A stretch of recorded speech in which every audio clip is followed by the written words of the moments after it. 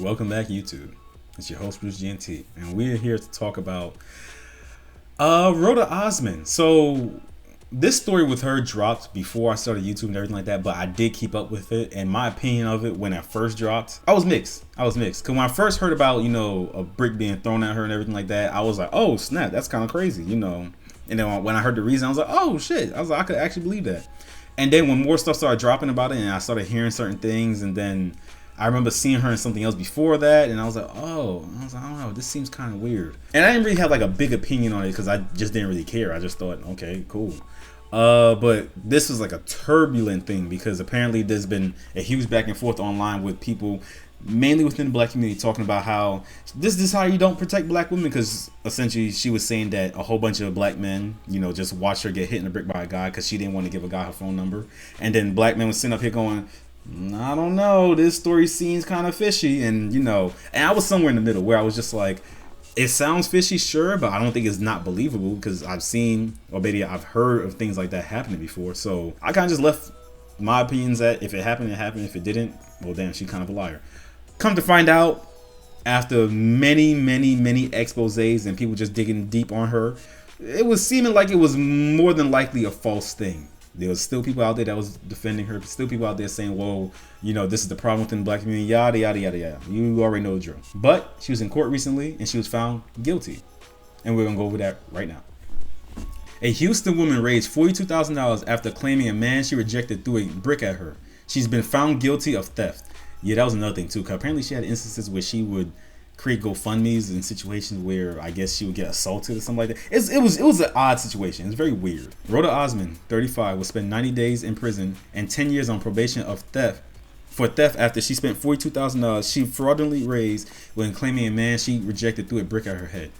I'll have to say that she was like the precursor of people just jumping online and creating GoFundMes and everything like that. Because from her, right, you saw like this huge deluge of people getting in situations and then just immediately creating GoFundMe, and it's like crazy work.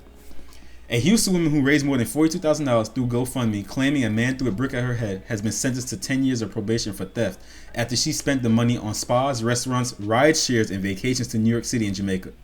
That shit wild as hell, man.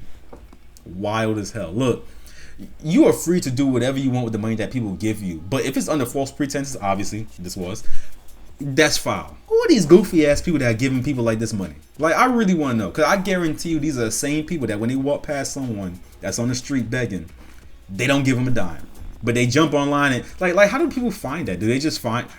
I'm asking too many questions. Let's just continue.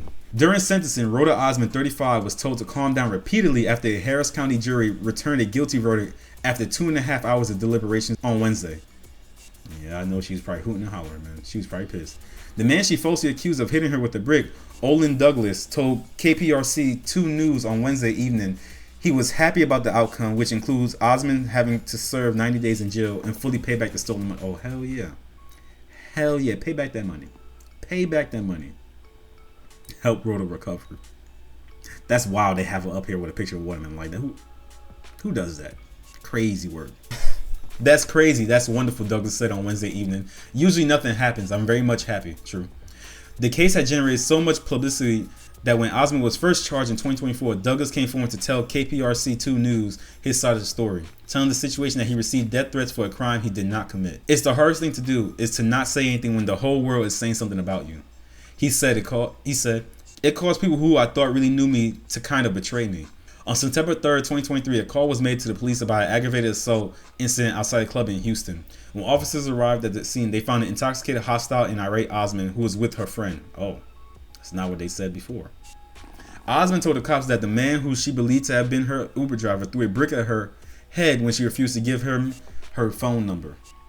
The then 33-year-old added that after she got in the car with her driver, he tried to kidnap her as she went on to accuse him of being involved in human trafficking as he had a group of women in the car. Yeah, I remember that. Yeah. Her story changed a lot. It was very weird because one minute it was this, next minute it was that, and it was like, okay, what's going on? It's very strange sequence of events.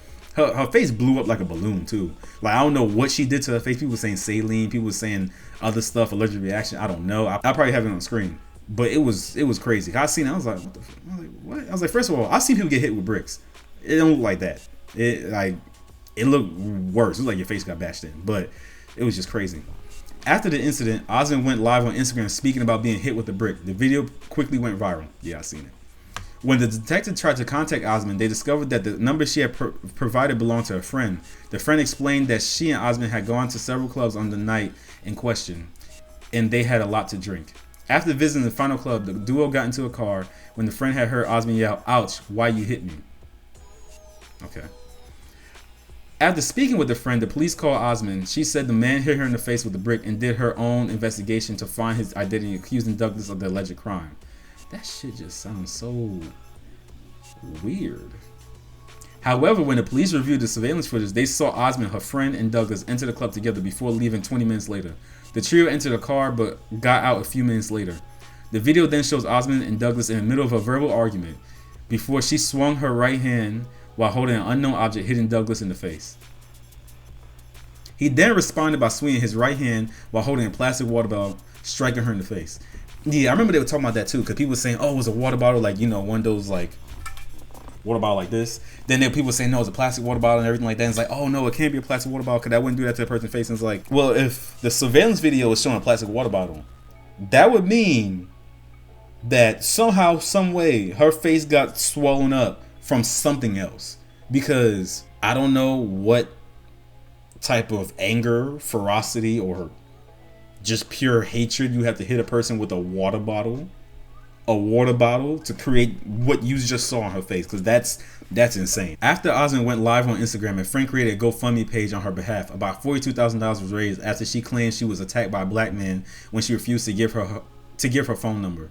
During the trial, bank records reveals that all the donated money had been spent.